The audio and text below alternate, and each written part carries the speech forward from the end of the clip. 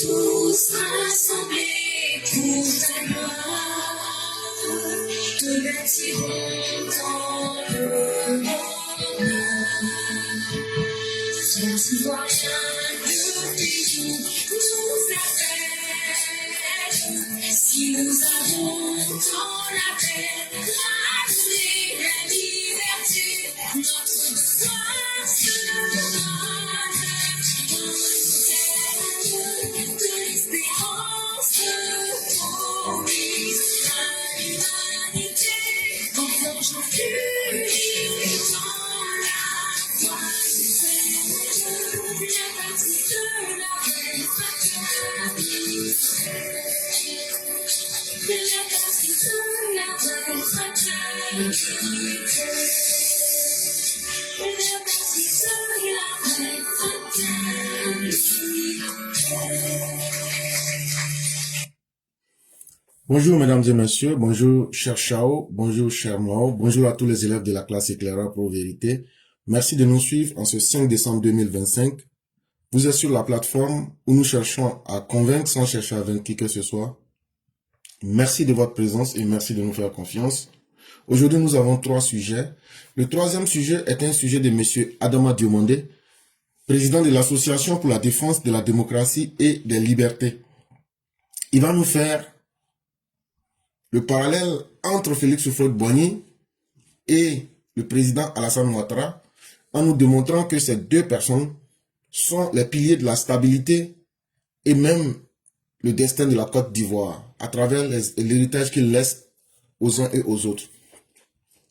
Le deuxième sujet est un texte de notre frère Idriss Danyogo et ici nous allons vous parler de Laurent Gbagbo et comment il a construit son organe de propagande et de manipulation des masses qu'il appelle parti politique. Et le premier sujet qui est tiré du journal Le Méridien.ci, on va vous démontrer comment Assalé Thiemoko a déjà débuté sa campagne à travers la manipulation, le mensonge et la tromperie, ce qui est devenu une habitude pour lui. Sujet numéro 1. Législative 2025 à Tia-Salé. Abonné à la manipulation, Assalé Thiemoko s'érige déjà en victime d'un prétendu système de fraude électorale. Les élections n'ont même pas encore débuté.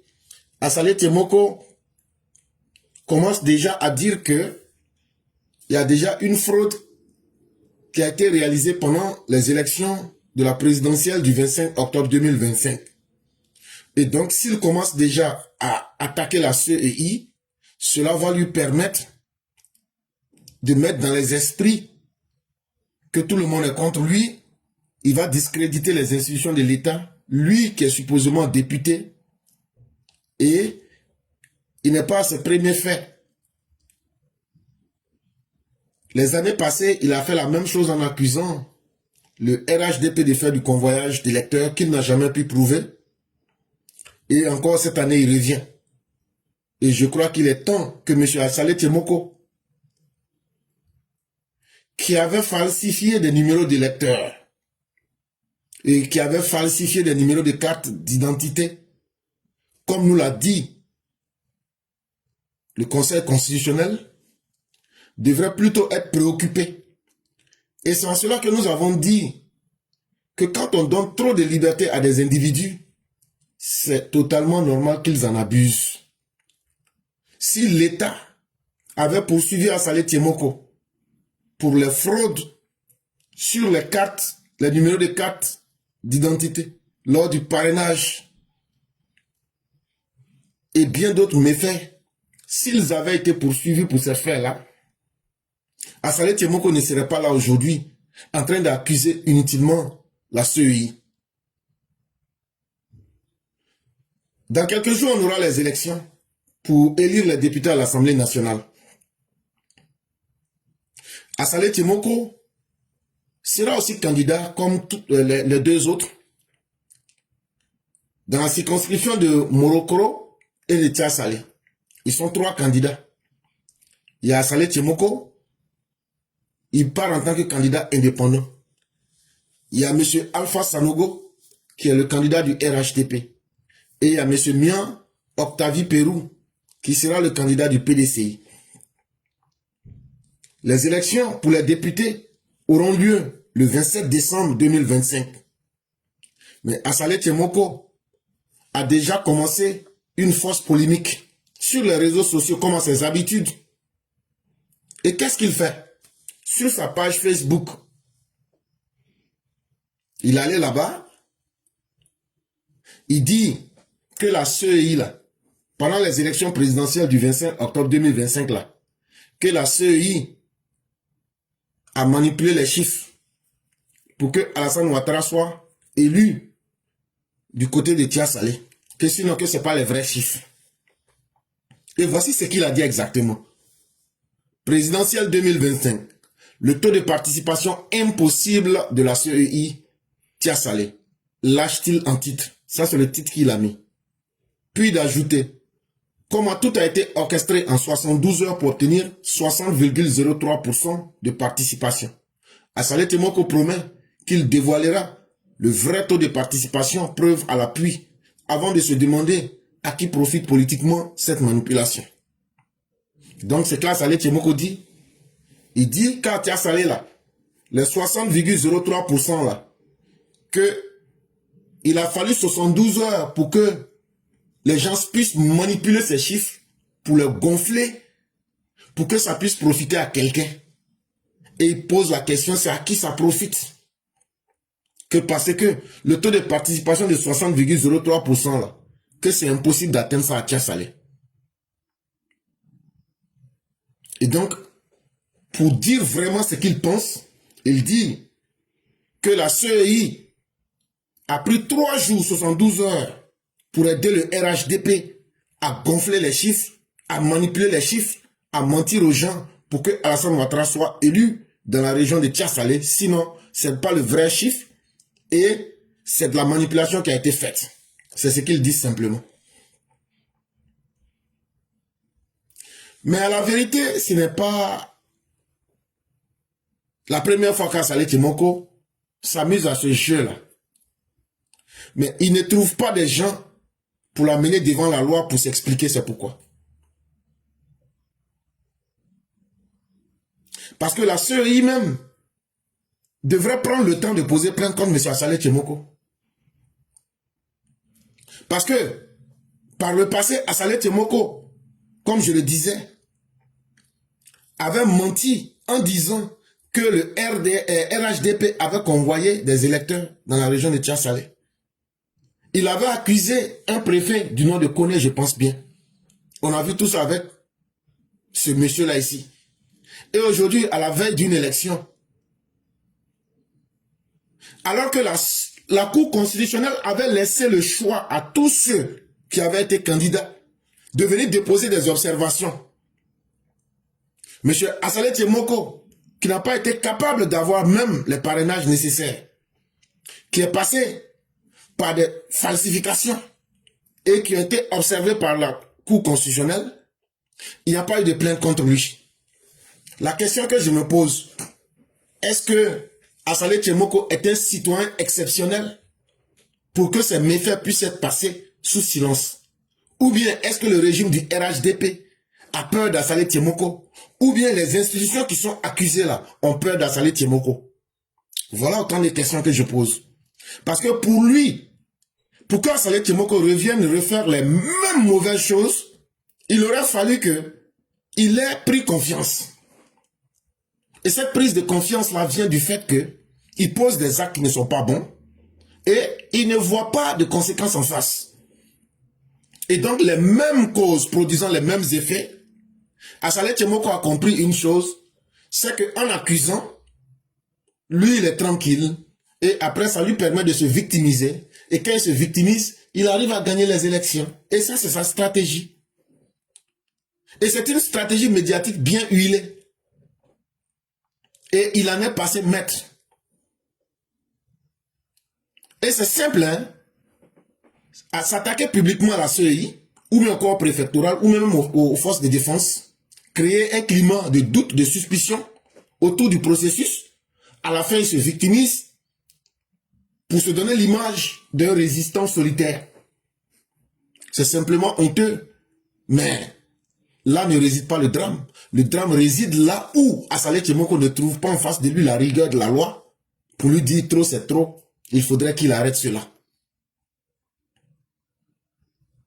Parce que l'objectif qu'il vise ici, c'est d'installer immédiatement dans les esprits une perception de scandale. Mais Assalé Tchemoko, nous attendons tes preuves. Hein? Parce que tu ne peux pas parler, te donner le bon rôle, t'attaquer à des institutions de façon frontale sans être capable d'envoyer les preuves. Et donc cette fois-ci-là, on attend que tu envoies la preuve. Et comme les institutions ont peur de toi, et ils n'arrivent pas à prendre leurs responsabilités pour poser plainte contre toi, cette fois-ci-là, nous-mêmes, on va t'exiger que tu nous apportes les preuves. Parce que tu sais des choses que la République ignore. Et en tant que député de la République, tu ne peux pas garder cela par devers toi. Tu ne peux pas garder ça sur toi. Et c'est toi-même qui l'as dit. Et donc, on attend tes preuves. En réalité, de quoi est-ce que tu as peur? Tu as peur de perdre ces élections? Tu doutes de quelque chose ou quoi? On te demande, pendant les 5 ans, là, ce que tu as fait à Tiasalé, là, ou même ce que tu as fait à l'Assemblée nationale, là, tu as été député, là, c'est la meilleure stratégie. Prends ces faits, là, pour convaincre les gens. Tu as été député, tu as été maire à Tiasalé. Pendant ces 5 ans, là, prends ce que tu as réalisé, là, que tout le monde voit, là. Ce que tu as été capable de faire, là, c'est ce qu'il faut prendre et puis montrer aux gens pour dire, quand toi tu es député, là, vraiment c'est une bonne chose. Parce que ça a envoyé quelque chose qui a changé positivement la vie des gens. Quand tu as été député à l'Assemblée nationale, là, viens nous montrer les propositions de loi que tu as eu à faire. Viens nous montrer les projets de loi que tu as montrés, même si ça n'a pas été voté. Viens nous montrer ce que tu as pu apporter aux Ivoiriens. Sachant que tu ne peux pas aller sur ce terrain. Tu veux encore glisser sur le terrain honteux de la manipulation des masses en accusant la CEI. Mais je vais te dire une chose. Même ceux qui ont été candidats là, et puis qui sont allés à ces élections-là, eux-mêmes là, la Cour constitutionnelle leur a dit, si vous avez des observations, ou bien si vous avez des choses que vous avez à reprocher au processus électoral là, venez et venez envoyer les preuves. Il n'y en a même pas eu, il n'y a même pas eu une observation. Les organisations internationales qui ont suivi ces élections n'ont pas vu les différentes, leurs différents rapports sont là. Assalé Tchemoko, tu n'es rien et tu ne pourras rien prouver. Arrête ce jeu-là. Tu es en train de faire simplement du vuvuzela. Sinon, si tu es vraiment garçon là, et que tu n'es pas en train de mentir et de manipuler les gens là, tu n'allais pas dire non, je vais apporter les preuves. Tu allais mettre ça devant tout le monde. Et ça, on t'attend sur ce chemin-là. Viens avec ces preuves-là et mets-les en face. Parce que ce comportement-là, ça prouve que tu n'as pas confiance en toi-même. Parce que quand tu as confiance en toi-même, là, ce que tu dis là, tu mets en même temps. Et si tu avais vraiment les preuves, pour la personne qu'on te connaît, tu n'aurais pas hésité. Et donc, qu'est-ce qui te fait hésiter à mettre ces preuves? C'est la peur, c'est ta peur. Tu as peur de perdre ces élections. Tu as peur parce que tu n'arrives pas à mobiliser ton électorat. Et donc, c'est devenu facile pour toi de te convaincre toi-même qu'en t'attaquant à une institution ou bien en t'attaquant à l'État, ça devient le plus faible qui s'attaque au plus fort. Et comme ça, les gens vont se dire, tu vas attirer la sympathie des gens sur toi. Et comme ça, la peur qui t'anime de perdre ces élections-là, si tu perds ces élections, comme de la monnaie, tu n'as pas été capable de mobiliser, même ne serait-ce que pour le parrainage, ce serait facile pour toi de dire, ah ouais, c'est parce qu'ils ont manipulé. Mais c'est une stratégie malhonnête. Parce que si tu gagnes, tu vas dire, ah ouais, mais c'est parce que j'ai été vigilant. Ça là, c'est une stratégie des gens faibles. Si tu es vraiment ce que tu prétends être là, il faut aller mobiliser ta base. Il faut aller sur la base de ce que tu as fait dans ces 5 ans là. Il faut aller, tu convaincs les gens, tu mets ça devant tout le monde. Les gens, ça ne sont pas bêtes. Hein. Faut pas penser que les gens à Tia Salé là, faut pas penser que eux prennent l'eau glacée, les mettent ça dans leur oreille et puis boivent ça. Donc là, la peur qui t'anime de perdre ces élections là, et l'incapacité notoire par laquelle tu as brillé en n'étant même pas capable en 5 ans de faire des propositions que les Ivoiriens peuvent reconnaître aujourd'hui là. Tu as été maire là, tu peux même pas prendre tes faits d'armes pour les présenter aux populations là. C'est facile là, tu vas pas accuser les institutions puis on va te regarder dedans. Et donc, on attend tes preuves. Tu as parlé, tu dis que tu es garçon. On attend que tu nous apportes les preuves. Mais on ne va pas te permettre de créer un climat de tension préélectorale, un climat nauséabond, un climat néfaste pour Tia Salé, afin de fragiliser la CEI, qui aujourd'hui brille par sa neutralité. Les observateurs internationaux, ceux mêmes qui ont été candidats, n'ont pas eu à faire ces imaginaires que tu es en train de propager dans ta tête. Mais comprends une chose, ce qui a pu marcher hier, c'est pas évident que cela puisse marcher en 2025. Et donc cette fois-ci-là, ta manipulation ne prospérera pas. Et donc, si tu es vraiment un garçon, la preuve que tu as, la fois envoyée, tout le monde va voir. Sinon là, tu seras encore objet de honte. Sujet numéro 2. Laurent Gbagbo a construit son organe de lutte politique sur la manipulation des masses. Le PPACI que vous voyez là, en réalité là, c'est le FPI. Maintenant le FPI là, comme ils ont honte d'assumer leur bilan, et comme ils ont honte, ils ont fait beaucoup de mauvaises choses aux Ivoiriens,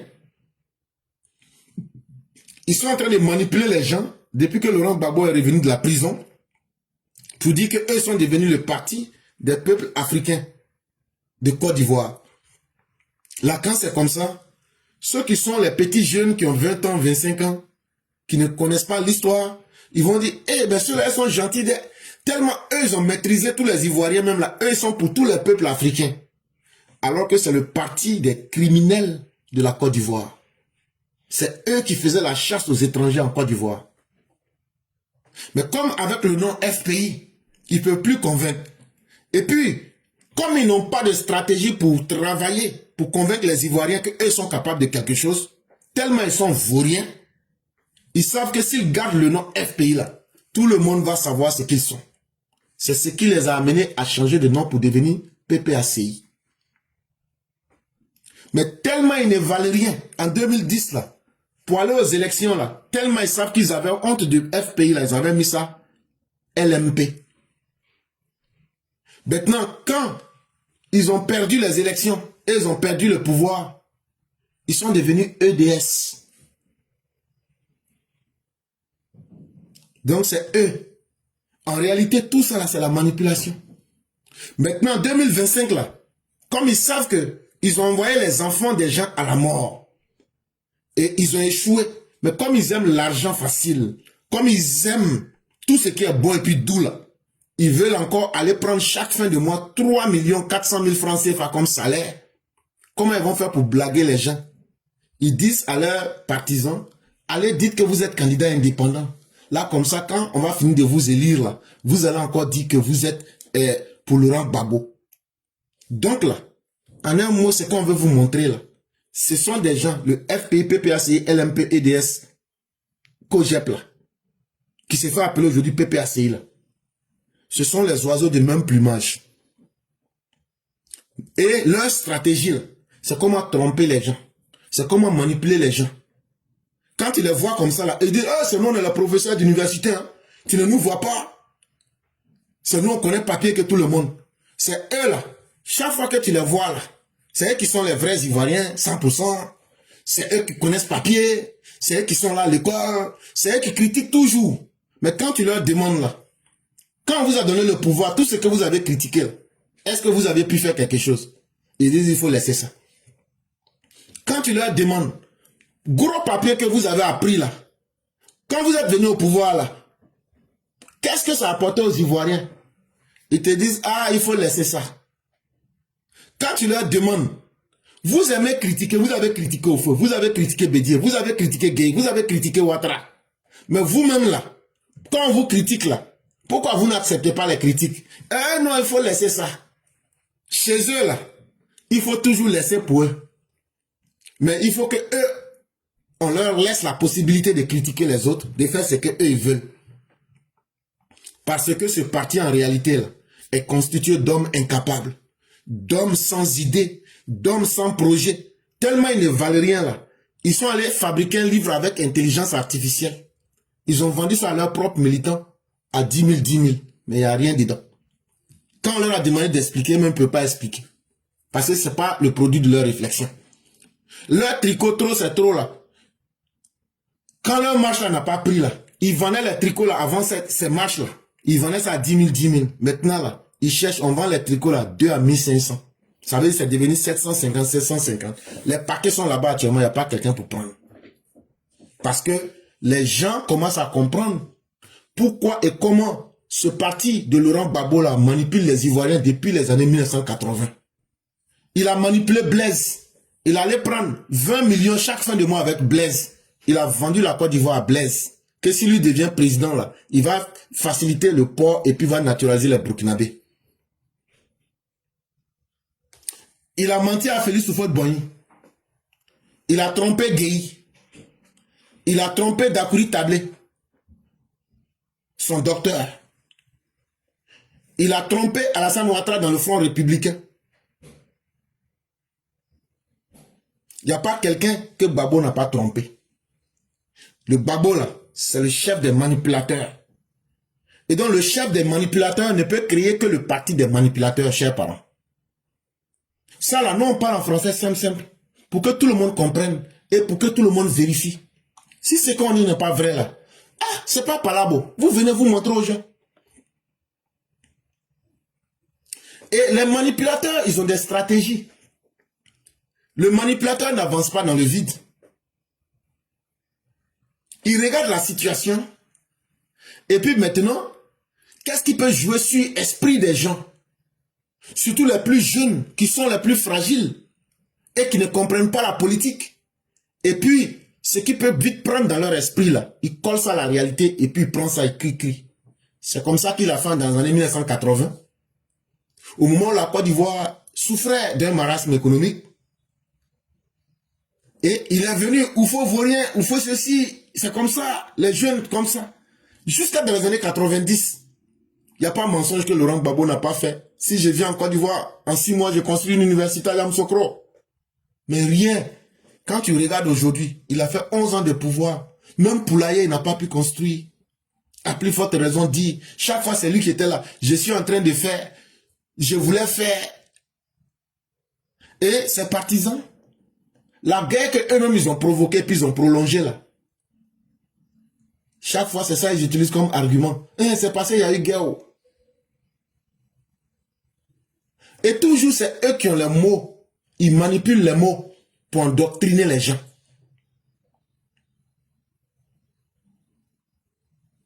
Et malheureusement, nos parents se laissent prendre dans cette colle-là. Ils se font prendre dans ce piège. Mais le manipulateur, là, il agit par 3 moyens. Votre manière de vivre, vos habitudes, vos coutumes, là. Il vient, il regarde, qu'est-ce qu'il peut critiquer dedans? On va appeler ça ici, les valeurs. Qu'est-ce qu'il peut critiquer dedans? Même s'il n'a pas de solution. Il va aussi toucher vos émotions.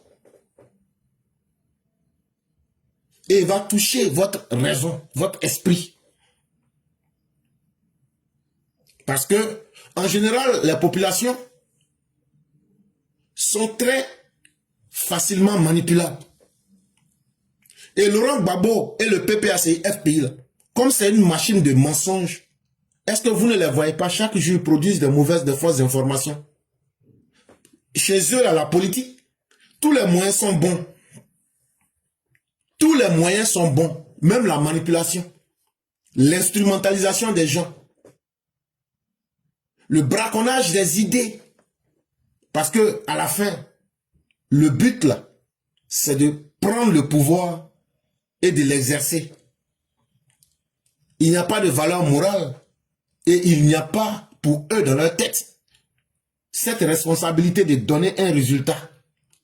Pour eux là, ce qui les intéresse là, c'est simplement être à la tête de l'État. Après, ne venez pas leur demander quel travail ils ont fait et de quoi ils ont été capables. Ça ne les intéresse pas. Et pour savoir que Laurent Gbagbo était un manipulateur avec, que ce soit FPI, LMP, PPAC, EDS, ou mais tous ceux qui vont créer tout leur groupe là, que ce soit COGEP, GPS, et tout ce que vous voulez là, ce sont les oiseaux du même plumage. Leur manipulation là, quand ils viennent, je vous ai dit qu'ils s'attaquent aux valeurs, ils regardent. Ce qui est impossible à donner au peuple là, ils vont venir tromper les gens pour vous dire, ouais, ça là, pourquoi vous ne payez pas le cacao à 5500? Pourquoi la Sainte Ouattara ne paye pas le kilo de cacao à 10 000? Alors que depuis que la Côte d'Ivoire existe, il n'y a pas un garçon qui a pu payer cacao à 2800 le kilo. Depuis que la Côte d'Ivoire existe. Ça veut dire c'est ça qui est un miracle.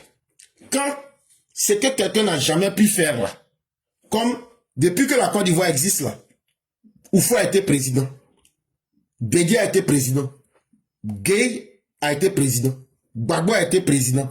Aucun parmi les quatre n'a pu envoyer 1 kilo de cacao à 2800, 1 kilo de café à 1700. Mais Alassane Ouattara là, lui, il a pu envoyer le prix du cacao 1 kilo à 2800, le prix du café 1 kilo à 1700. Avant lui, personne n'a fait ça. C'est ça qu'on appelle un miracle. Quand tu as fait quelque chose qui est bien, et puis avant toi, personne n'avait pu faire là, c'est ça qui est bien. Mais le manipulateur, depuis le temps de Félix Houphouët-Boigny, il fait miroiter des miracles que ni lui, ni personne ne peut réaliser. Ah, pourquoi on ne paye pas le cacao à 5000? Là, quand c'est comme ça, les planteurs vont se dire, ah, si lui parle comme ça là, c'est que lui il va faire. Mais c'est faux. Ce n'est pas possible. Parce que la politique là, on ne peut pas faire la politique sans un peu de moralité. On ne peut pas faire la politique en mentant continuellement aux gens. Maintenant que lui-même il a passé 11 ans au pouvoir là, il payait le cacao à combien? 400 francs le kilo. Voilà la réalité qui est en face de vous, chers parents. Et la machine de mensonge et de propagande de Laurent Gbagbo, sa spécialité, c'est les fausses promesses exagérées. C'est les discours séduisants. C'est les projets qui sont beaux pour être vrais. En réalité, là, ce sont des gens qui sont dans la théâtralisation politique. Ce sont des comédiens. Ils vous prennent comme des plaisantins. Ils viennent vous dire, quand eux vont devenir présidents, là, eux, la personne ne va payer courant. Ou bien, l'eau va devenir gratuite. Ou bien, on va donner l'argent aux Ivoiriens. Est-ce que vous n'entendez pas Laurent Gbagbo? Pourquoi Alassane Ouattara construit la tour là? Alors qu'on aurait pu prendre l'argent de la tour là pour payer, pour distribuer ça aux Ivoiriens. Eux, ils ont été au pouvoir ici. Il y a combien d'Ivoiriens à qui ils ont distribué de l'argent? Il n'y en a pas. Et quand ceux qui sont éclairés voient ces gens de politiciens, ça nous fait sourire. Mais eux, ils ne sont pas dans un amusement. Eux là, c'est un mal qu'ils utilisent pour atteindre leurs objectifs de prendre le pouvoir. Mais malheureusement, les temps ont bien changé. Entre-temps, Internet est passé par là. Entre-temps, le pays a évolué et les gens sont allés à l'école. Est-ce que ces stratégies-là, ces tactiques-là aujourd'hui peuvent marcher? Je ne crois plus. Sauf ceux qui veulent encore y croire. Sinon, les gens comprennent aujourd'hui comment le monde fonctionne. On a changé d'époque et on est passé à la vitesse supérieure. Mais les manipulateurs n'ont pas encore compris cela et ils n'ont pas encore changé leur méthode. Ces gens qui se sont spécialisés en mensonges politiques. Si tu cherches l'université du mensonge et de la manipulation, il faut aller au PPACI. Ceux-là même qui savent tordre le cou de la réalité pour te réécrire l'histoire. Des faits, ça veut dire anayo, des faits historiques que nous vivons dans le présent. Eux te font une autre histoire pour te dire que c'est un génocide qui est là-bas. Mais quand toi-même tu prends le dictionnaire, tu regardes, tu prends la réalité que tout le monde voit, tu regardes, tu te dis mais de quoi est-ce qu'ils sont en train de te parler? Des faits qui sont établis, documentés, prouvés, que tout le monde peut voir ouvertement là. Eux ils vont venir nier ça pour te dire, ah, cette femme-là, c'est Bissapo. Ah, cette femme-là, qu'est-ce qui prouve que c'est l'armée de Côte d'Ivoire qui a tiré sur eux? Ah, cette femme-là même, où se trouve leur tombeau? Tout ça, avec une volonté manifeste de nier la réalité. C'est ça le PPACI. Ils ne reconnaissent rien et ils n'acceptent jamais rien, surtout quand cela ne les arrange pas.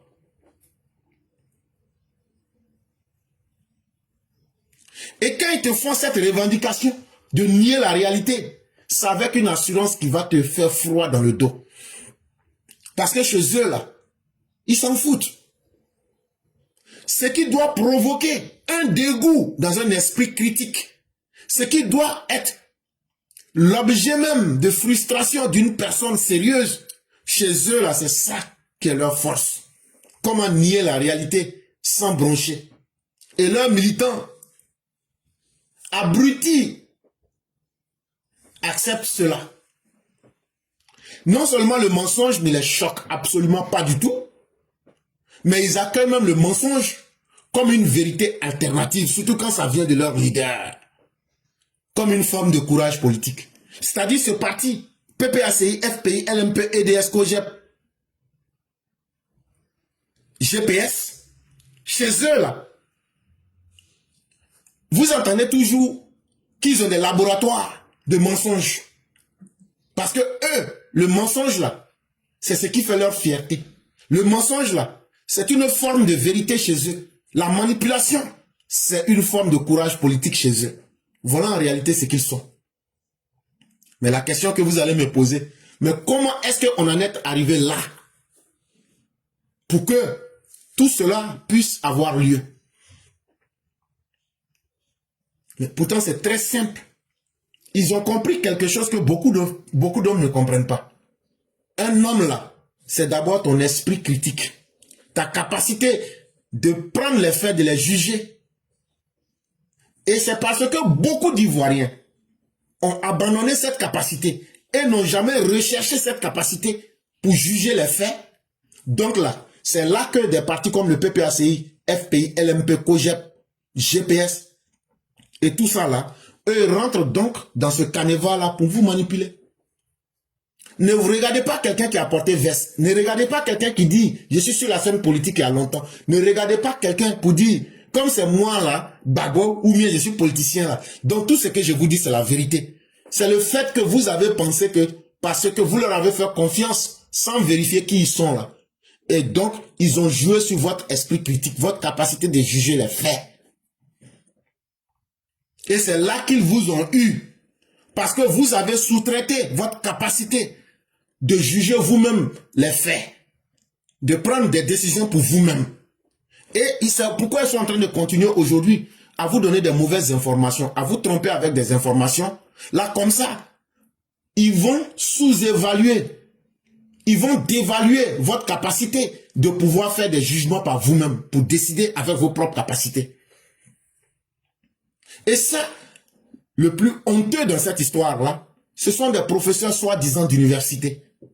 Ceux qui étaient les personnes qui avaient pour première responsabilité d'éclairer les esprits, de libérer les esprits.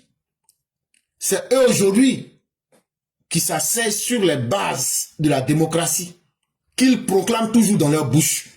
Peut-on faire une démocratie si les personnes, c'est-à-dire la masse, n'est pas éclairée pour faire des choix corrects? Mais eux là, leur démocratie, c'est comment abrutir le peuple, alors que la vraie démocratie veut qu'on éclaire le peuple, que ce qu'on cache là, on puisse dire ça au peuple pour que le peuple dise, bon voilà notre choix.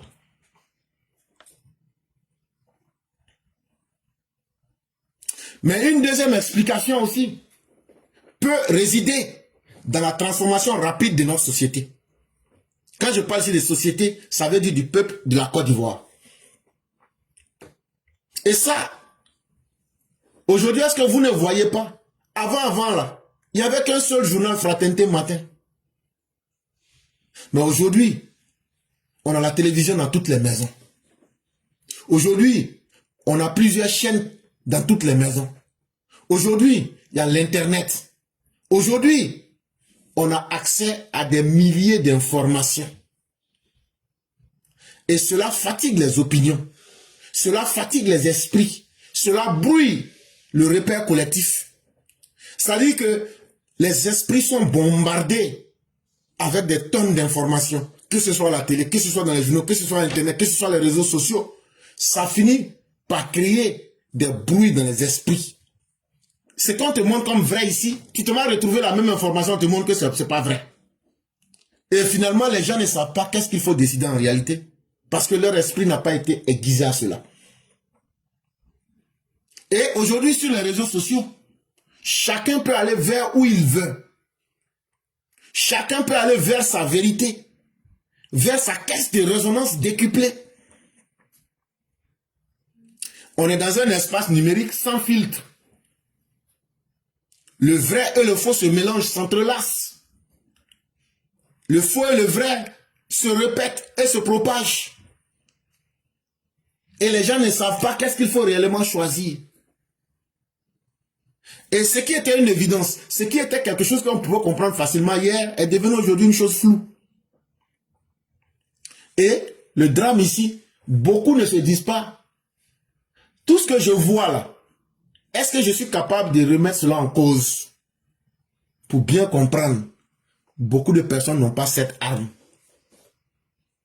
Et c'est ça aussi qui facilite le travail au parti des manipulateurs de Côte d'Ivoire. Et vous le voyez aujourd'hui, le mensonge est devenu une mode.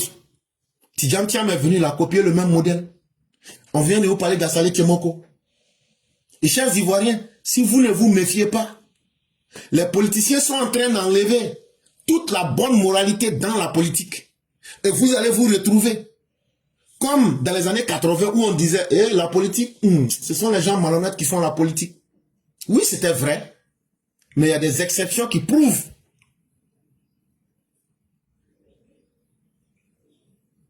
Il y a des exceptions à la règle.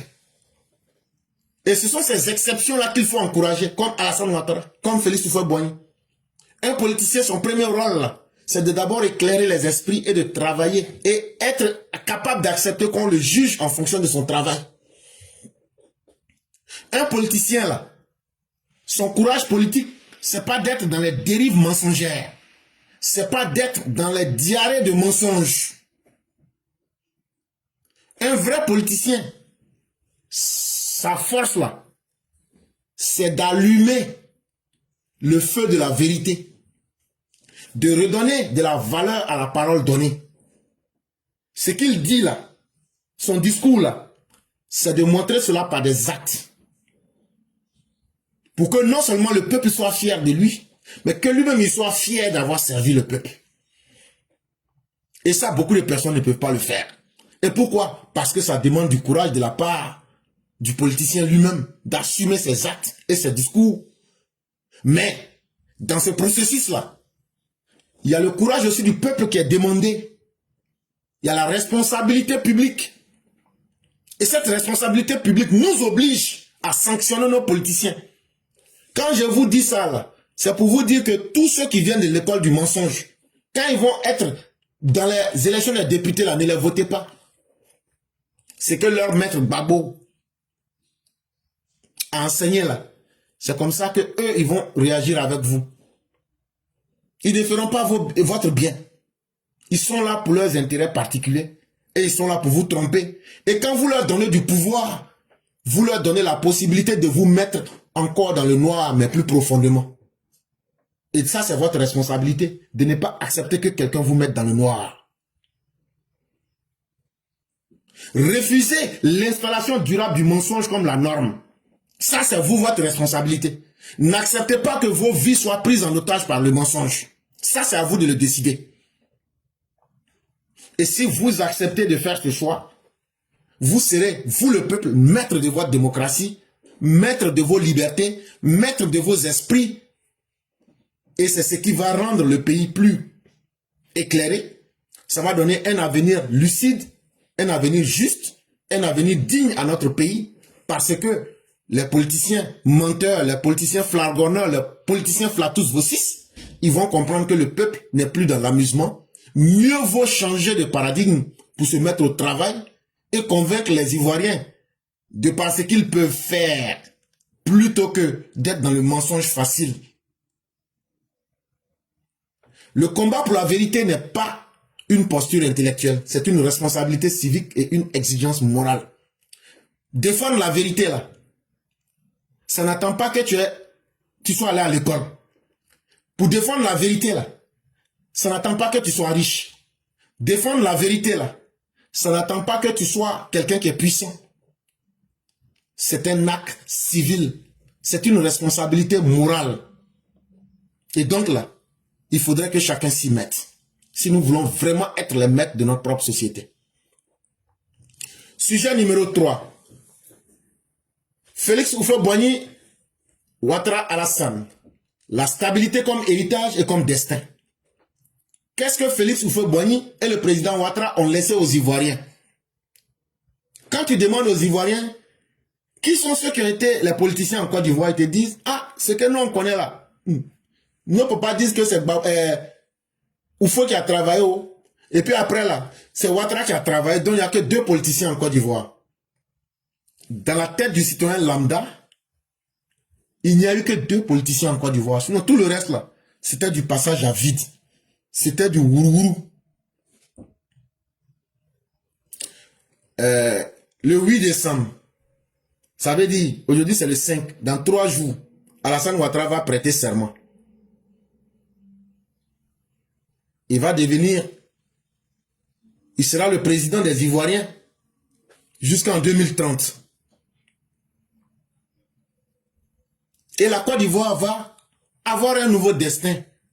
On va réécrire une nouvelle histoire. Mais l'histoire qu'on va écrire ici, c'est la continuité d'une vision. Ça veut dire ce qui a commencé depuis 2011 là.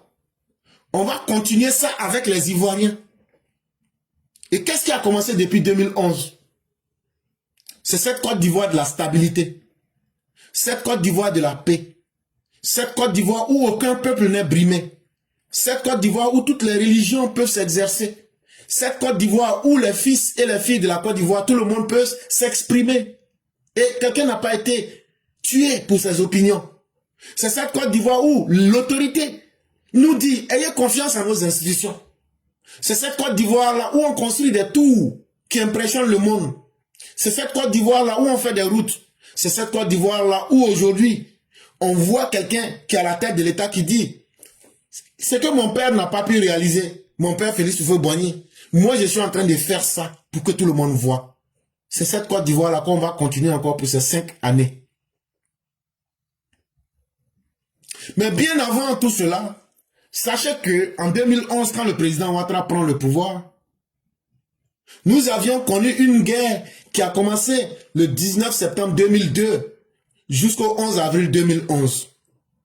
C'est un pays complètement défiguré. La Côte d'Ivoire, c'est un pays africain qui a été colonisé par la France. Nous parlons la langue française comme langue officielle, mais nous avons plus d'une 60aine de langues nationales et ethniques locales. Et nous sommes une diversité de plusieurs peuples. Et nous sommes situés en face de l'océan Atlantique. Et dans mon pays, toutes les religions existent, des religions traditionnelles en passant par l'islam et le christianisme. Et dans mon pays, le 24 décembre 1999, il y a eu un coup d'État. Il y a eu des effondrements économiques. Il y a eu le repli identitaire. Il y a eu l'aventurisme politique. Mais ça, c'était les périodes noires que mon pays a connues. Parce que bien avant cela, entre 1960 et 1993, mon pays, la Côte d'Ivoire, faisait exception remarquable. Tout le monde enviait la Côte d'Ivoire parce qu'il y avait un chef d'État qui s'appelait Félix Houphouët-Boigny, qui ne s'est pas contenté de posséder un pays, mais qui a bâti un pays, qui avait bâti une terre de stabilité, qui avait rendu la Côte d'Ivoire un pôle d'attractivité qui attirait le reste du monde. Parce qu'il disait que la paix n'est pas un vain mot, mais c'est un comportement. Parce que ce dirigeant Félix Houphouët-Boigny ne travaillait pas sous le coup du hasard. C'était des choix politiquement bien mûris et constants qui lui ont permis de donner cette stabilité à la Côte d'Ivoire. Et lorsque Félix Houphouët-Boigny meurt, qu'on le veuille ou pas, il laisse un héritage derrière lui. Il laisse une philosophie du réel que nous pouvons voir. Et c'est simple à comprendre. C'est ce que Félix Houphouët-Boigny a réalisé. C'est sur ça que Bédié, Gueye, Gbagbo vont se baser pour dire qu'on n'a plus rien à offrir aux Ivoiriens. Qu'on le veuille ou pas, Houphouët a fait des efforts pour laisser à la Côte d'Ivoire 4 piliers. Il nous a dit, si vous voulez bien vivre, prenez la paix comme votre première religion. Il nous a dit, il préfère l'injustice au désordre. Et donc, il nous a donné en héritage la prudence comme ligne de conduite. Il dit, soyez toujours prudents. Ne pensez pas que ce que vous critiquez aujourd'hui, là, que les autres ont ça. Mais si vous faites cette erreur d'imprudence, vous allez dévier de la ligne. Et il nous a dit, en troisième lieu, ayons pour doctrine, ayons pour foi, ayons... Il y a un mot religieux que je cherche, dogme, voilà. C'est d'être pragmatique. Ça veut dire, on n'a qu'à être dans fa-fa. Faut pas, on va sur ceux qui mentent ou même qui parlent beaucoup. Si tu ne vois pas quelque chose, faut pas croire. Et il nous a dit d'être les maîtres de notre souveraineté. D'avoir cette souveraineté maîtrisée comme notre objectif. Mais on ne comprenait pas ce que Félix Houphouët-Boigny nous disait. Parce qu'à l'époque, des pseudo-politiciens comme Laurent Gbagbo sont venus et ils nous ont envahis avec des slogans idéologiques.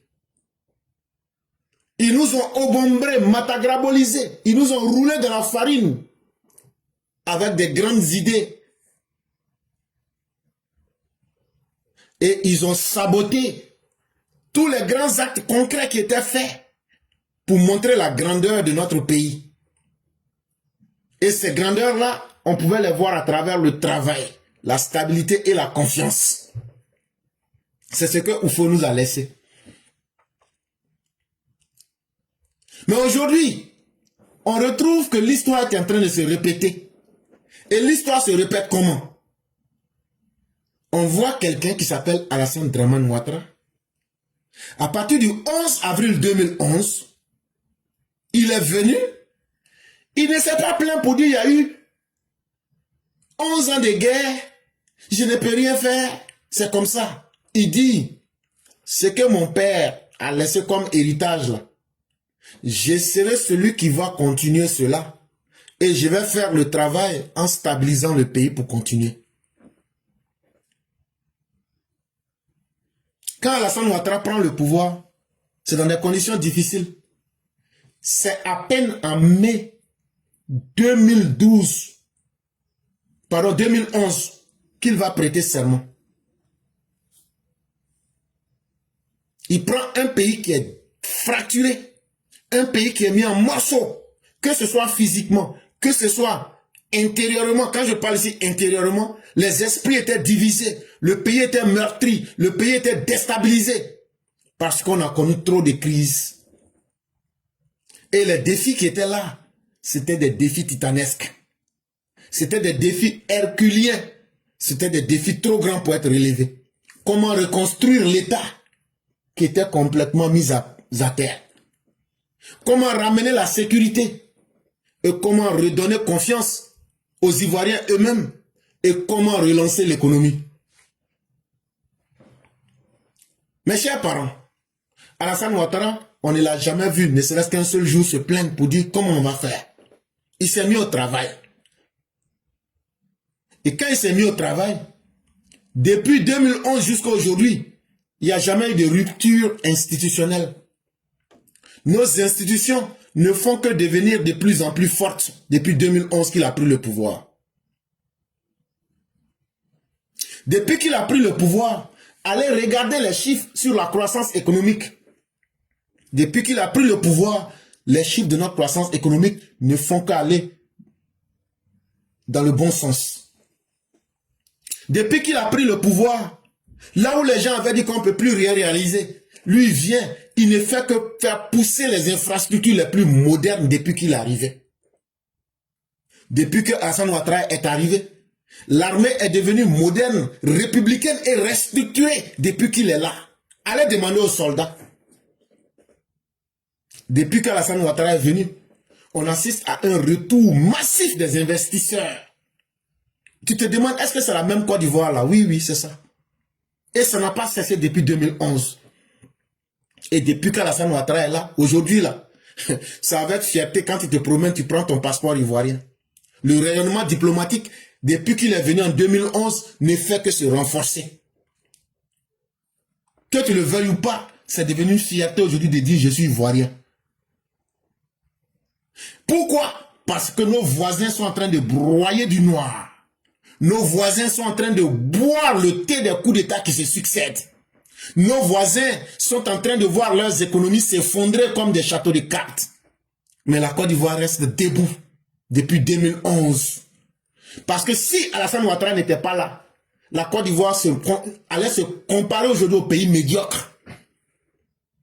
Mais depuis que lui, il est là, il nous a d'abord protégés de la médiocrité. Et il ne fait que nous pousser pour aller dans les limites les plus hauts du développement et de la prospérité. Mais pourquoi Alassane Ouattara a réussi là où les autres n'ont pas pu? C'est d'abord qu'il est resté digne et il est resté fidèle à la philosophie de l'union, discipline, travail. Il n'y a pas d'autre secret. Union, discipline, travail. Union, il n'est pas venu. Son projet de campagne, ce n'est pas pour diviser les Ivoiriens. Il n'a pas dit que lui, il est vrai Ivoirien. Il n'a pas aussi dit que quelqu'un est faux Ivoirien. Il dit, si tu es Ivoirien là, venez, on va travailler.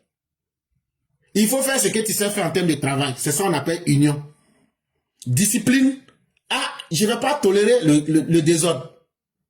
Je ne vais pas tolérer le désordre. Ceux qui pensent qu'ils vont lancer des appels. Ceux qui pensent qu'on va lancer mot d'ordre. Ceux qui pensent qu'on va faire CNT.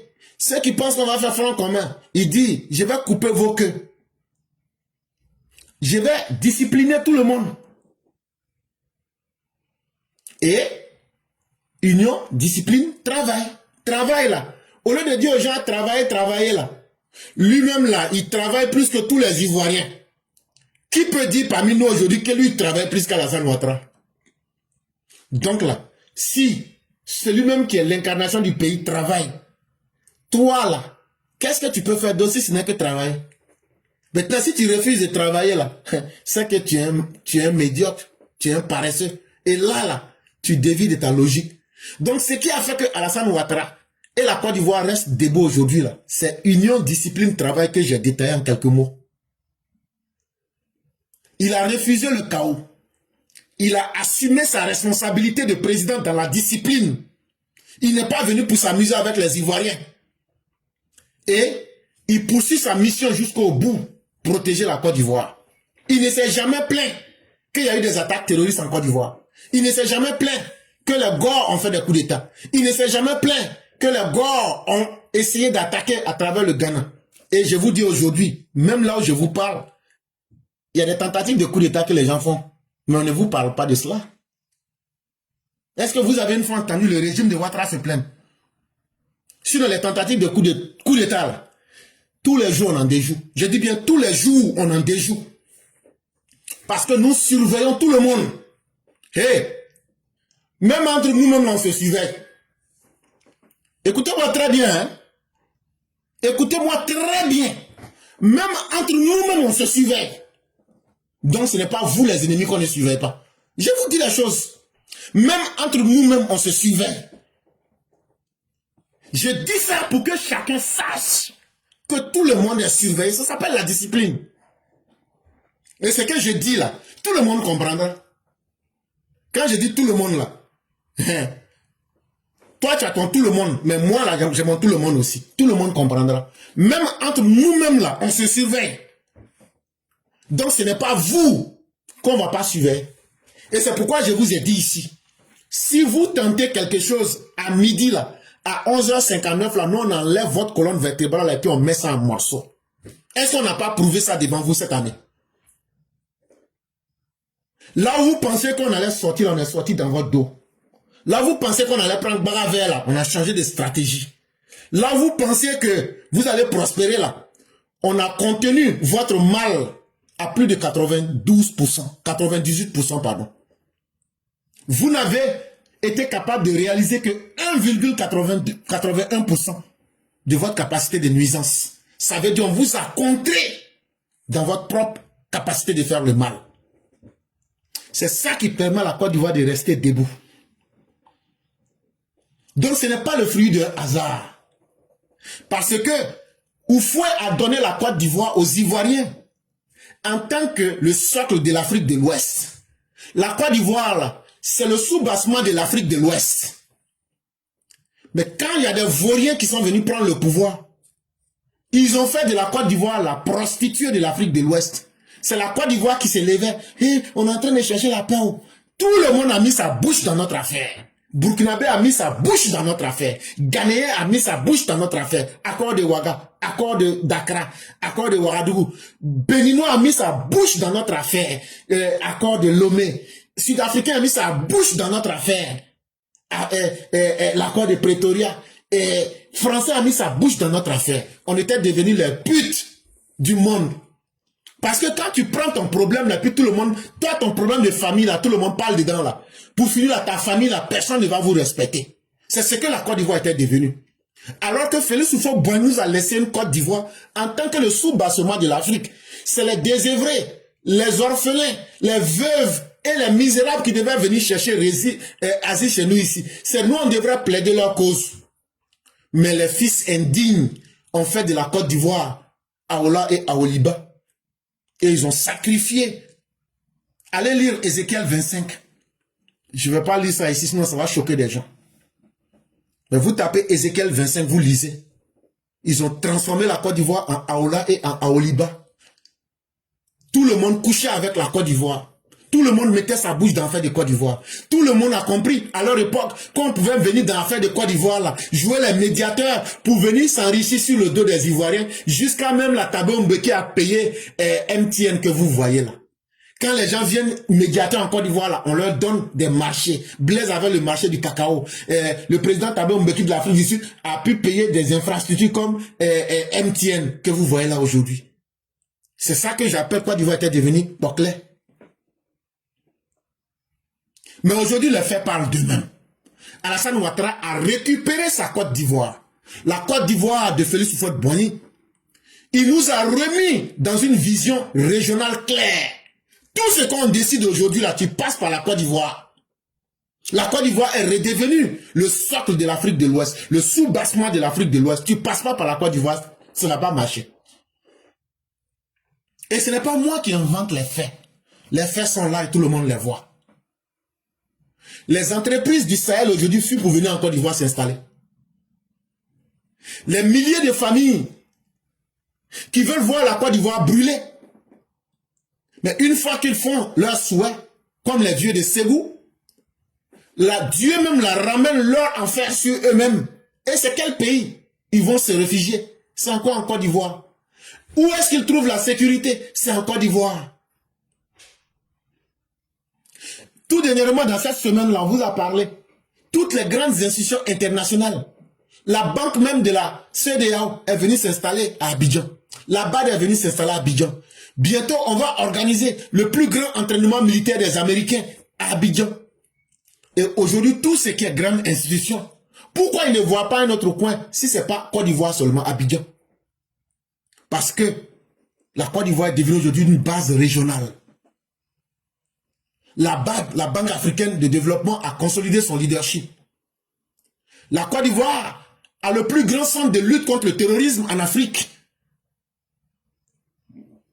Est-ce que vous allez me dire que tout ça c'est le fruit du hasard? Si on avait des dirigeants faibles qui ne réfléchissaient pas, je pouvais croire au hasard.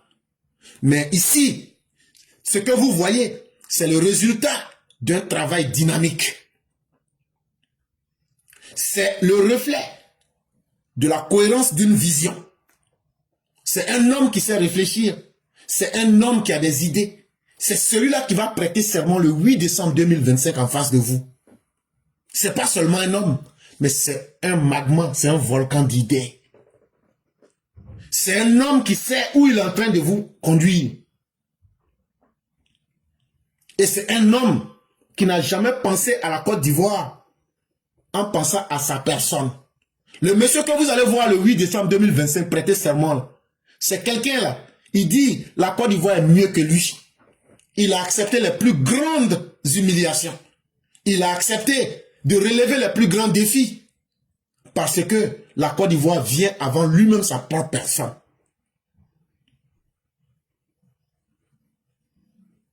Et lui, avec ses idées, son carnet d'adresses, tout ce qu'il est capable de faire, sa puissance, il est devenu le moteur aujourd'hui qui fait bouger cette nouvelle Côte d'Ivoire. Il est devenu le modèle, la colonne vertébrale de l'intégration sous-régionale ouest africaine. Malgré toutes les méchancetés, il essaye d'aider. Même le 26 novembre, quand le coup d'État s'est réalisé en Afrique, en Guinée-Bissau, c'est lui qui a aidé dans les négociations à ce que le président puisse être exfiltré. Et en plus de cela, il a aidé celui qui était l'observateur Goodluck Jonathan de la CEDEAO. Il a aidé cette personne à sauver sa vie. Même le Nigeria qui n'aime pas la Côte d'Ivoire était obligé de dire merci à la Côte d'Ivoire. Alassane Ouattara, il n'y a aucune preuve qu'il a été l'ennemi de la sous-région. Il développe son pays, ça c'est vrai. C'est son devoir. Parce que ce sont les Ivoiriens qui l'ont élu. Mais il n'y a personne qui peut apporter une preuve pour dire que Alassane Ouattara s'est engagé à être un déstabilisateur dans la sous-région. Parce que tu ne peux pas être un déstabilisateur et réussir dans ta diplomatique. Dans ta politique diplomatique.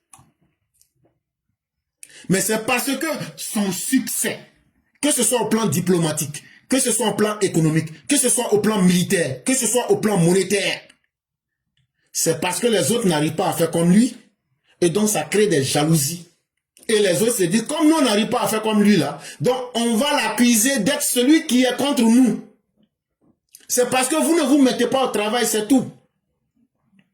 Et s'il était un déstabilisateur là, pourquoi c'est lui son pays qui joue aujourd'hui un rôle essentiel dans l'équilibre de toutes les activités qui se passent, que ce soit au Mali, que ce soit en Afrique, partout là. Pourquoi c'est lui qui est le représentant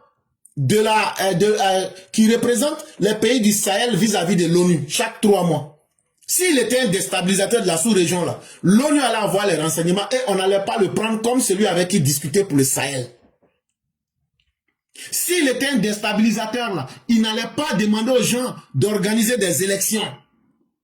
S'il était un déstabilisateur, il n'allait pas accepter d'envoyer du carburant au Mali et dans d'autres pays. Voilà de quoi il est question, chers parents. On attend maintenant que ceux qui disent que ce que j'ai dit n'est pas vrai apportent les preuves. Et donc là, quand des politiciens ont fini d'échouer carrément et qu'ils n'ont plus rien à offrir aux Ivoiriens, on nous fait tomber dans des débats sur les mandats. Or, les mandats, je les ai bien définis hier. Les mandats, c'est quoi? Soit on prend un mandat comme 5 ans passés à la tête de l'État. On s'en fout que la personne soit élue ou que la personne ne soit pas élue. Donc, si un mandat, c'est 5 ans, quelle que soit ta manière, et j'ai prouvé cela ici hier, j'ai dit, Gbagbo Laurent, entre 2005 et 2010, n'a pas été élu. Pourtant, il a fait 5 ans. Bien avant cela, on dit qu'il a été élu en 2000. Jusqu'en 2005, il a fait un autre mandat, ça fait 2 mandats. Est-ce que Laurent Gbagbo pouvait se présenter en 2010? Si on considère que un mandat, sans tenir compte du statut de président ou de chef d'État, un mandat c'est 5 ans à la tête de l'État. En ce moment donc, Gbagbo Laurent n'était même pas autorisé à se présenter en 2010. Et donc de cette même façon-là, Laurent Gbagbo doit être capable. Aujourd'hui, si on considère les mandats comme une succession de 5 ans, s'il conteste que Alassane Ouattara est à son 4e mandat, si lui n'aime pas ce 4e mandat, Laurent Gbagbo doit être capable de ne pas accepter les rentes viagères et de ne pas accepter tous les avantages qu'il tire du 4e mandat, parce que ce serait très malhonnête.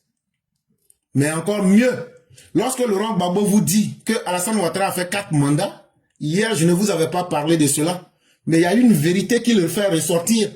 C'est qu'aujourd'hui, il reconnaît donc que Alassane Ouattara avait gagné en 2010.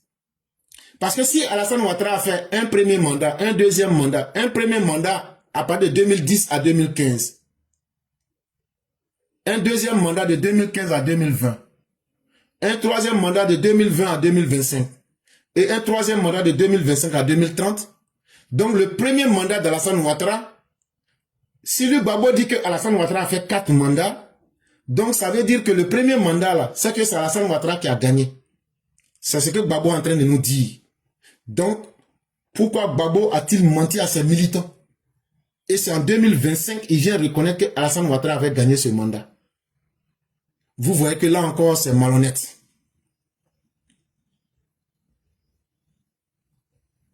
Et donc, ils veulent ressusciter ce faux débat pour distraire.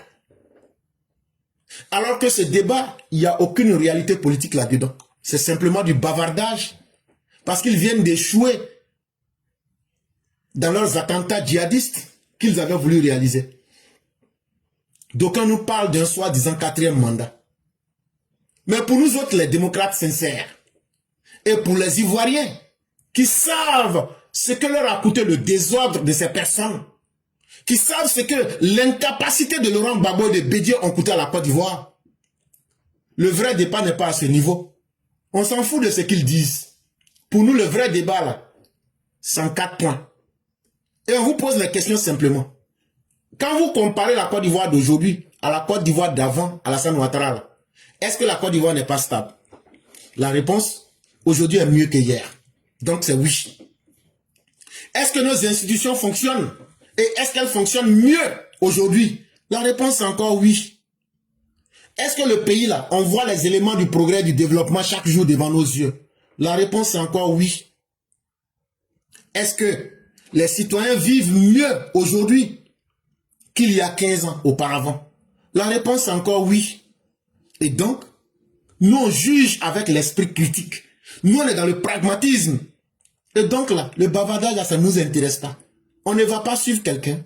Les bavards peuvent bavarder, mais ceux qui savent diriger et ceux qui savent construire le monde sont en train de construire le monde. Et c'est ça qui nous importe. C'est ça qui est important pour nous. Parce que un dirigeant comme Alassane Ouattara qui nous apporte la stabilité n'a pas de prix. La stabilité n'a pas de prix, mais elle a un coût. Le coût de la stabilité, c'est de rester constant. C'est de rester rigoureux. C'est de rester engagé dans ce que nous avons commencé.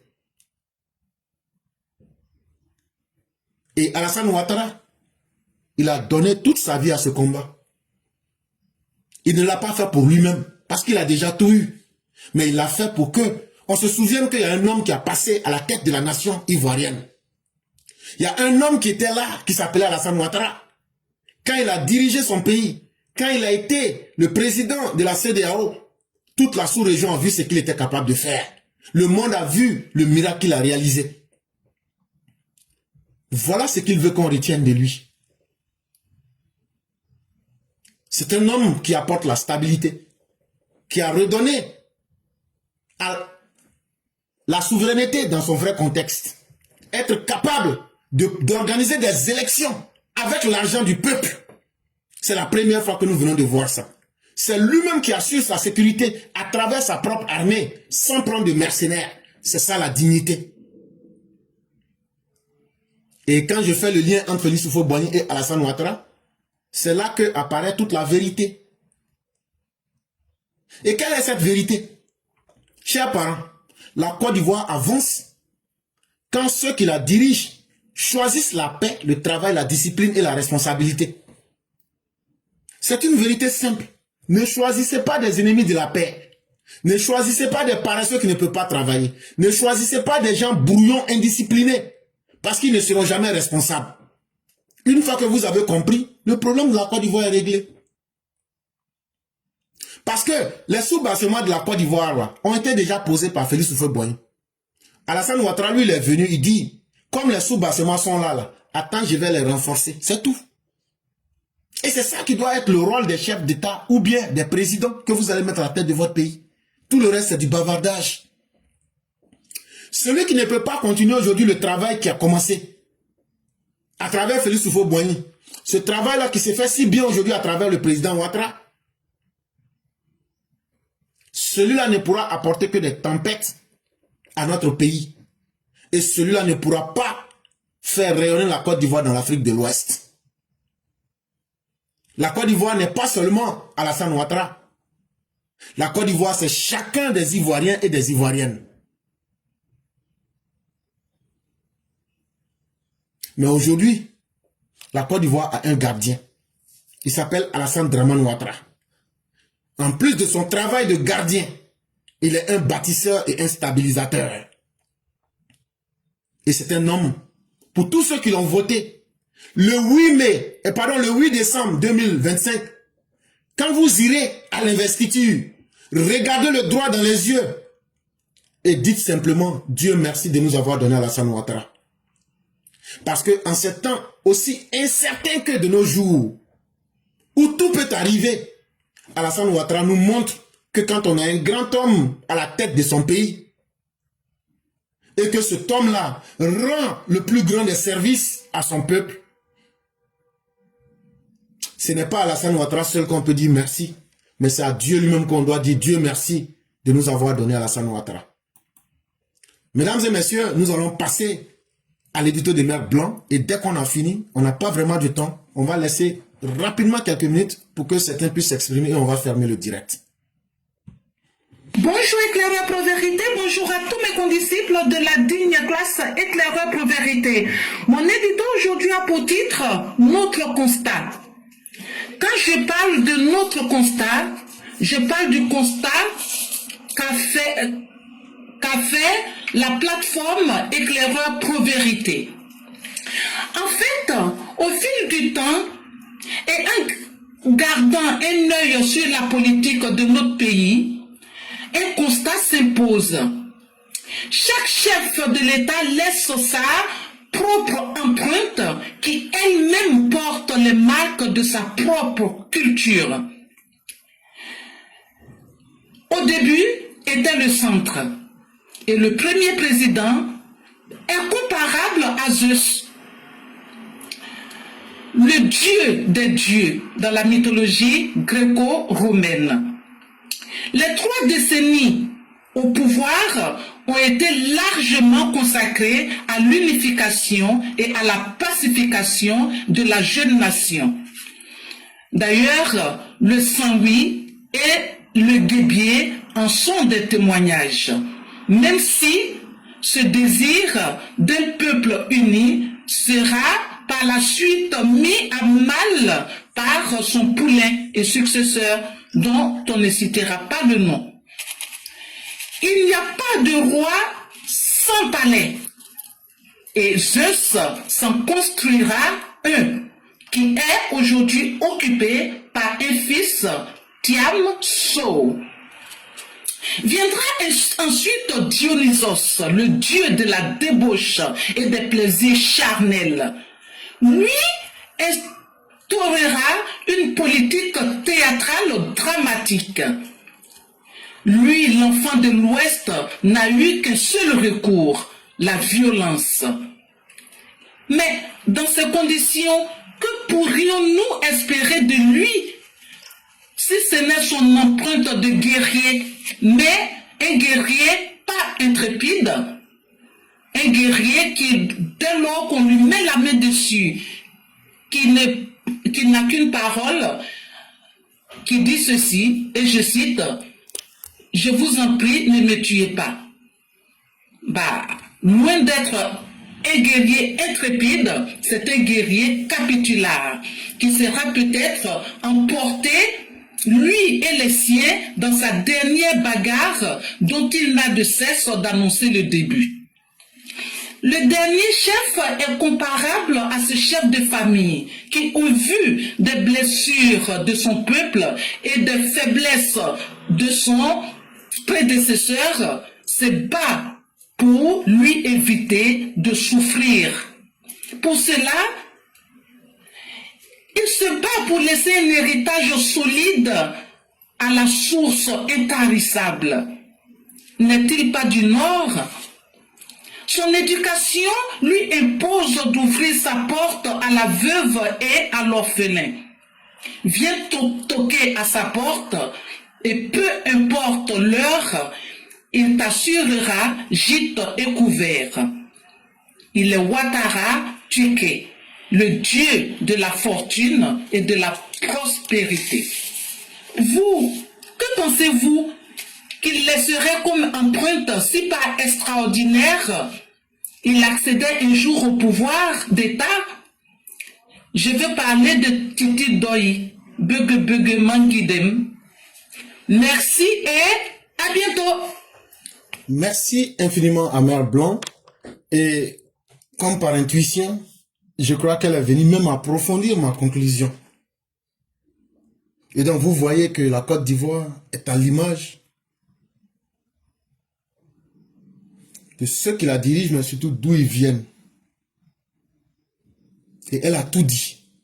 Et elle a tellement bien dit les choses que, chers Ivoiriens, la seule chose qui nous reste maintenant, après tous ces détails qu'on vous a donnés, c'est à vous-même de faire votre choix. Oui, c'est à vous de faire votre choix. Qu'est-ce que vous voulez pour vos enfants? Qu'est-ce que vous voulez pour vous-même? Et qu'est-ce que vous voulez pour la Côte d'Ivoire? Vous avez tous les archétypes en face de vous. Soyons prudents et sachons faire les bons choix pour toujours demeurer dans la voie du salut. Merci à Mère Blanc pour tous les efforts, pour tous ces textes. Il y a plusieurs manières de rentrer dans l'histoire. Et ces textes qu'elle produit la font rentrer dans l'histoire et elle n'a plus quoi que ce soit à démontrer en termes de ses capacités intellectuelles. Ça se voit, ça se perçoit. Vraiment, nous disons à notre mère, respect. Chers élèves de la classe, nous avons fini. Aujourd'hui, on est extrêmement pris par le temps. Ceux qui souhaitent prendre la parole, on va laisser 1 minute. Et comme je l'ai dit, on est vraiment pris par le temps. Tous ceux qui veulent la parole, soyez dans les conditions. S'il y a du bruit, je vais couper automatiquement. Dès qu'on vous donne la parole, allez vite à l'essentiel. J'ai laissé 1 minute. À partir de la 10e minute, on ne prendra personne. Et parce que moi-même, je suis piégé par le temps. Donc, vous ne pourrez pas vous étaler comme les autres jours. Quand on vous donne la parole, en 3-5 minutes, essayez de laisser la parole. Les jours où on a le temps, ou bien sur TikTok, on pourra allonger les débats. Mais aujourd'hui, on ne peut pas. Parce que le temps, on ne l'a pas. Et quand tu n'as pas le temps, je le dis clairement, ceux qui prendront la parole, allez juste à l'essentiel, dites ce que vous avez à dire, laissez la parole. Et donc, nous avons atteint la 10e minute, nous avons 3 personnes, on va laisser 5 minutes à chacun, on ne prendra plus personne, et on va commencer par le grand maître Yann, qui va s'exprimer en 5 minutes, et on va pouvoir progresser.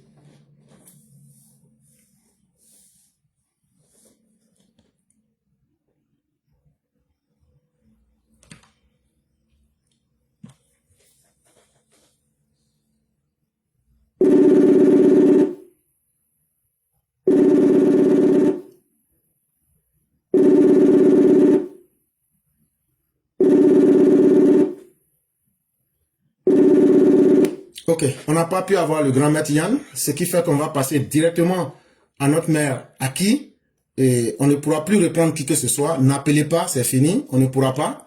Et donc, on est piégé déjà par le temps, et on ne peut vraiment pas attendre.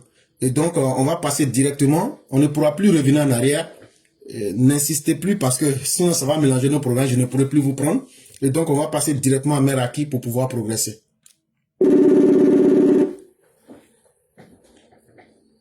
Alors? Oui, Éclaireur, bonsoir. Bonsoir, chère mère, comment allez-vous? Je vais bien, merci. Éclaireur, c'est un coup de gueule. Hein. Je voudrais simplement revenir sur une intervention, pas une intervention, une dénonciation d'un élève de la classe. Ce qui fait qu'on va passer directement. Alors. Chère mère, vous avez un appareil qui est allumé derrière vous, ça fait des échos. On ne pourra pas. Et donc, Oui. Donc, je disais que c'est un coup de gueule par rapport à une remarque d'un élève de la classe concernant la rue Matoloma Cissé, qui dénonce être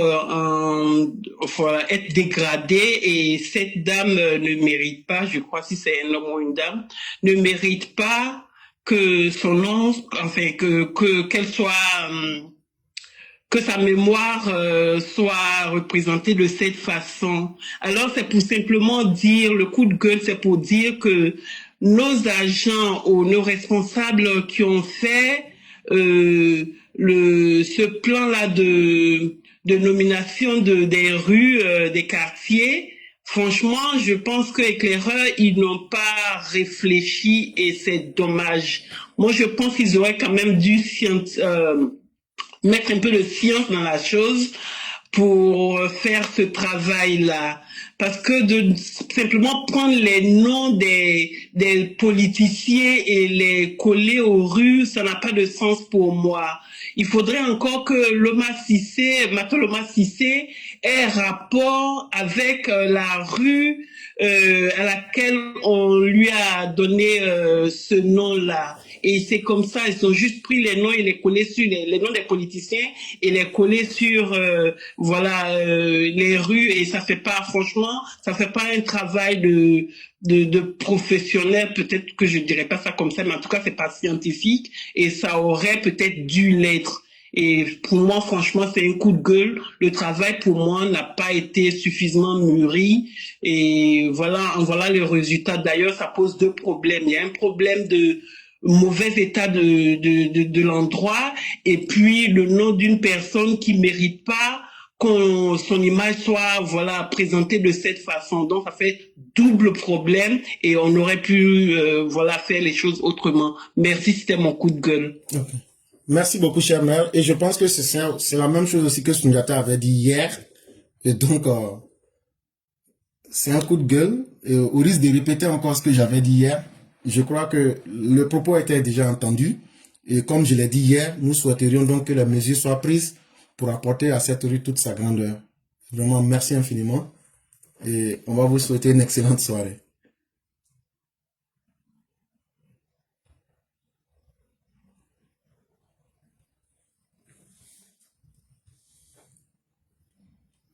Et donc, mesdames et messieurs, nous allons terminer avec notre mère, Sali Kone. C'est avec elle que nous allons aujourd'hui fermer le direct. Nous disons merci à tous ceux qui nous ont suivis. Merci à ceux qui nous font confiance aussi. Et c'est vraiment avec elle qu'on va terminer. Bonjour, oui, bonjour, chère mère, comment allez-vous? Je vais très bien, vous-même. Dieu merci, tout va bien. Donc, on va vous laisser. Et la famille? La famille va très bien. On va vous laisser faire votre temps de parole, plus 2 minutes pour faire la conclusion. Ok, je vais aller très vite. Aujourd'hui, je ne vais pas parler politique, je vais seulement bénir la Côte d'Ivoire. Voilà, que Dieu bénisse nos papas Ado, et vraiment pour le 8, vraiment que Dieu l'accompagne dans la mission que nous lui avons encore confiée, parce que vraiment ce sont les militants qui lui ont demandé de faire ce mandat-là. Donc vraiment que Dieu l'accompagne et que Dieu protège Papa Ado, que Dieu protège tous ceux qui l'entourent et tous ceux qui veillent vraiment et qui luttent pour la paix et la sécurité en Côte d'Ivoire. Merci à toi-même, professeur éclaireur. Merci à tous les EPV. Juma Moubaraka à tous. Que Dieu vraiment nous garde dans sa miséricorde et nous fasse grâce. Merci. Merci beaucoup, chère mère. Merci à tous ceux qui nous ont suivis. Demain sera encore un autre jour. Et que Dieu nous accorde ses grâces. Merci à vous-même, chère mère. Et Juma Moubaraka à tous les musulmans. Et que la paix et la grâce de Dieu demeurent en chacun de nous. Amin, amin, amin. Merci. Excellent vendredi à tous. Merci beaucoup.